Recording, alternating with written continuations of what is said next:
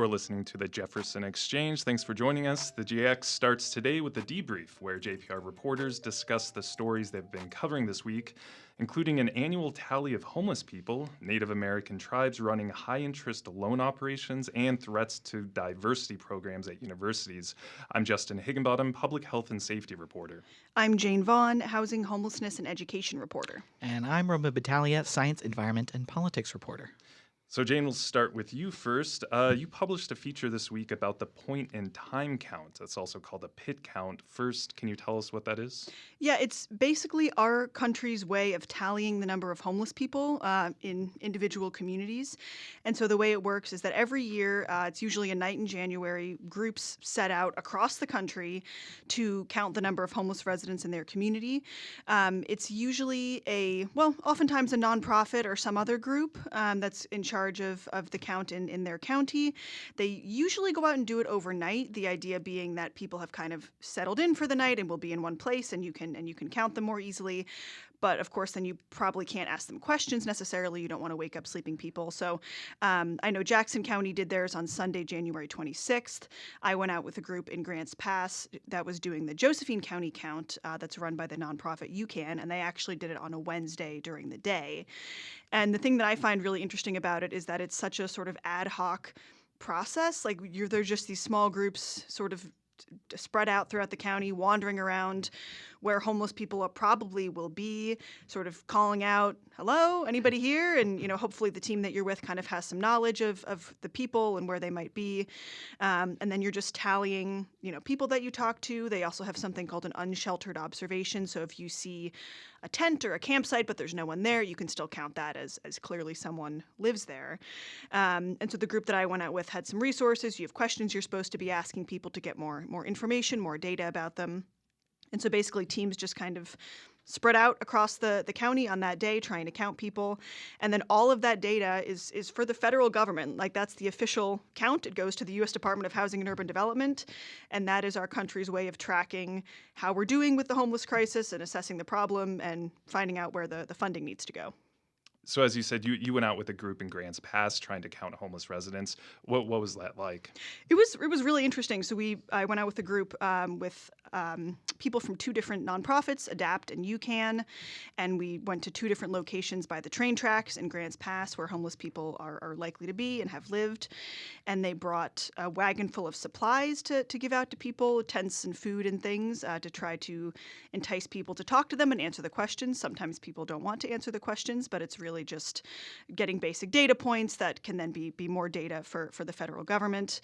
So we kind of just walked along looking in the brush by the train tracks and yelling for people and hoping that people would respond. We actually didn't find very many people the day that we went out. It was pretty cold, and also the city had cleared its largest homeless camp about 5 days before the point-in-time count and sort of dispersed the residents. So we were kind of looking for people. And then they actually had a count at the fairgrounds in Josephine County that day also. So there were services there and food and haircuts. So a lot of people went to the fairgrounds and got counted there instead.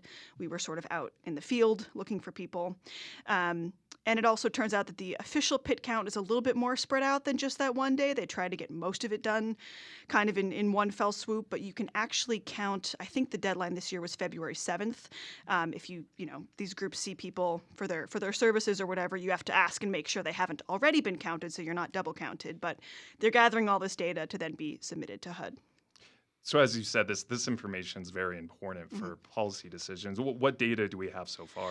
We don't have the official data yet for Josephine County. Last year's pit count counted 559 homeless people in Josephine County. I do have the data from last year in California. As a state, there were about 187,000 homeless people, according to the pit count. In Oregon, there were almost 23,000 homeless people last year's pit count. And so we'll have to see once the data has all been collected what we get this year, and then what do we do to address that. Great. Thanks, Jan. Thanks. Justin, I'm going to turn around to you. You interviewed a reporter with ProPublica about their investigation into payday lending operations that are owned by tribes. What did you learn?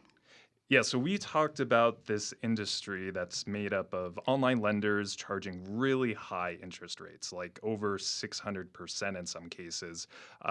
One instance that Joel Jacobs, the reporter I talked to, told me about was this woman who borrowed $550 and was required to pay back more than 2,700 in her Wow. 9-month contract. So really high interest rates there. The length of these contracts are a bit longer than traditional payday Mhm. loans, but it's a very similar business model. And this kind of lending it's regulated in many states, including California and Oregon. And they basically put caps on these interest rates, but there aren't noticeably any federal laws that exist to regulate this industry. And that's why businesses have found a home with some tribes. So tribes have something called sovereign immunity, which means they get some legal protection, for example, from state laws. And this doesn't mean they're sovereign countries, which I think some confuse this with. They still have to follow federal laws. Tribal land and reservations are part of the United States, but they can't be sued by private parties without the tribe's consent, basically. And these lending companies, which are mostly run by non-tribal Mhm. members, have used that legal protection to partner with tribes. So the tribe will own the lending company, but a lot of the business is handled by non-tribal members, and the tribe basically gets a cut of that profit. It's online, like I mentioned, and they can lend to people around the country. It's a very opaque industry and hard to report on. There's no licenses for these Mhm. businesses. There's virtually no public information available. So it's very hard to report, which is one reason why I reached out to the Mhm. ProPublica reporter who did a very good job.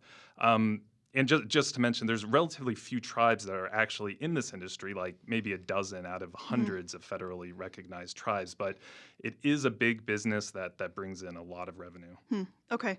So you were interested in this topic because there is a tribe in Humboldt County that owns some of these lending companies. So, like you said, there's very few tribes nationally that are doing this, but there is one in Humboldt County. So tell us about that. Yeah, so months ago, actually, I requested a list of tribal-owned businesses from California because I was interested not only in payday lending, but I'd heard that businesses were using sovereign immunity. Other kinds of businesses were using the sovereign immunity kind of loophole. For example, like patents, and I heard about some medical companies interested in Hmm. this.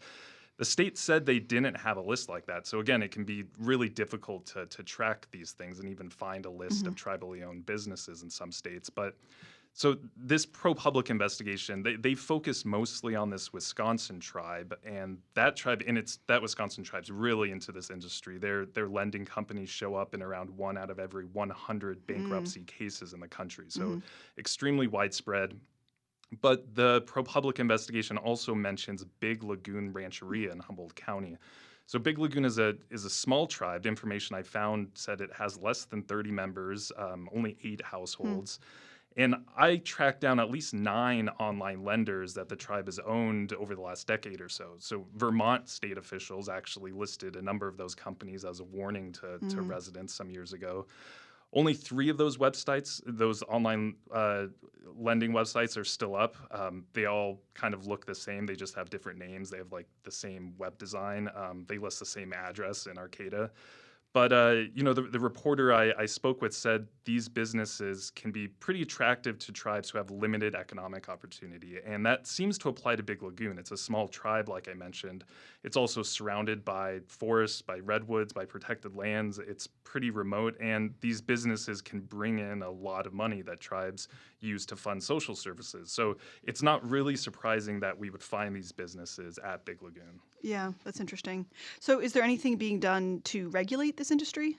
No, like I mentioned, there aren't federal laws that cap interest rates for online lenders currently. Although our senator here in Oregon, Jeff Merkley, has for a while now tried to get something passed, but those laws haven't gone anywhere. The payday loan industry spends a lot of money on lobbying. They fight pretty hard to keep federal laws from passing. There has been a successful federal court case that says online lenders have to follow federal laws on bankruptcy and collections, but as of now, it doesn't look like this industry is going anywhere, despite more press and Mm. pushback against it. Cool. Thanks, Justin. Thank you. Roman, it's your turn. You talked to Southern Oregon University President Rick Bailey this week about how the university is responding to dramatic shifts in federal policy we've seen since Trump took office recently. What did he say? Yeah, so essentially he said that the university is staying the course right now and that they're not changing anything yet. SOU is very strong on diversity and inclusion programs, and that's something that Trump has been against. And he said that they don't really want to change anything right now unless they're forced to. I sat in on this closed meeting with over 100 staff and faculty where Bailey was taking questions. They also talked about how the university will respond to protect undocumented students.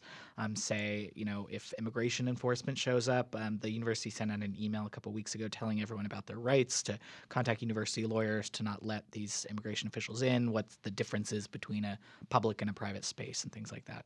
Yeah, that seems helpful. What kinds of policy changes has Trump made so far that could affect public universities? Yeah, so there are obviously big efforts to kill diversity, equity, and inclusion programs across the federal government. And that also means not using federal funds to support them either. And a lot of federal funds go to universities like SOU. So in one of his first executive orders, Trump ordered the halting of federal funds to DEI programs at universities.